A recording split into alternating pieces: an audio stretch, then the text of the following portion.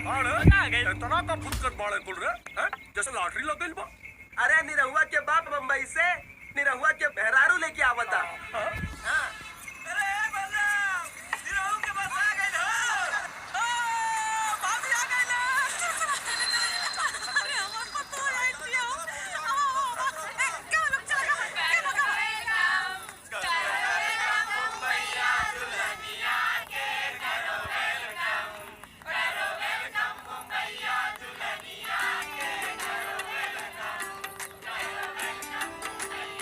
मालिक दुल्हन गोड़ रखे तबे जमीन पे, पहले नोट रखी हाथ पे गिन के।